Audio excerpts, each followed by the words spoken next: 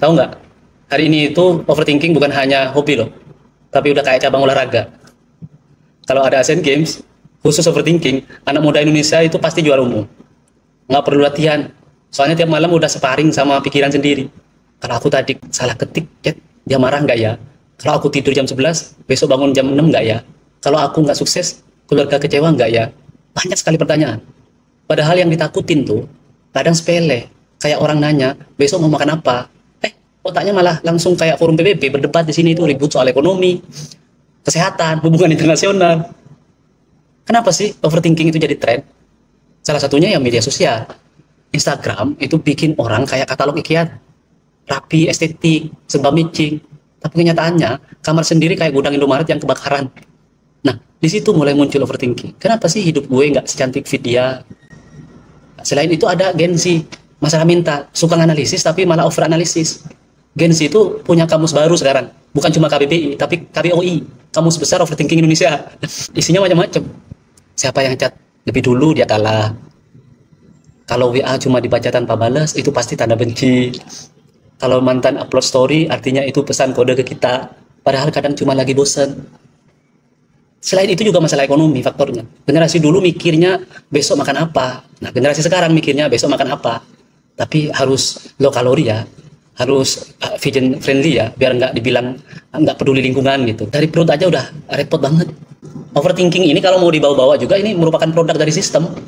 Kapitalisme, industri sekarang makin pintar. Mereka jual produk buat orang supaya overthinking. Contoh skincare ya. Kalau nggak glowing nanti orang suka nggak ya? Ya udah akhirnya muka dipoles kayak tembok baru dicat Nippon Pen gitu.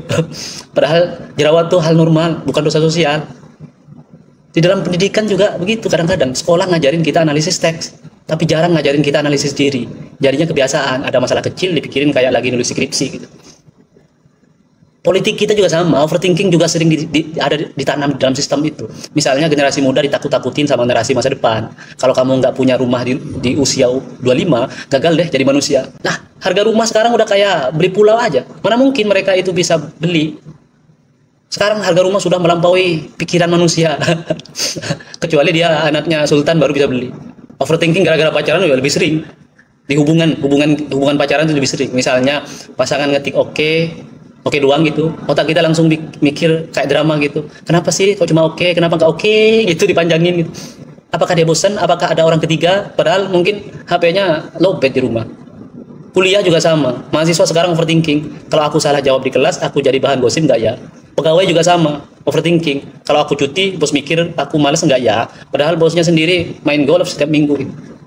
Nah, di keluarga juga sama, karena ini sudah jadi sistem. Orang tua nanya kapan nikah, anak muda langsung overthinking. Nikah itu solusi apa, masalah baru ya? Kalau salah pilih pasangan gimana ya? Kalau mertua galak gimana ya? Akhirnya cuma jawab nunggu jodoh, Bu.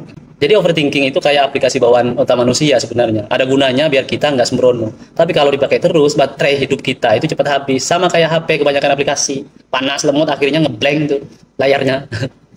Jadi kalau lagi overthinking, coba tarik napas.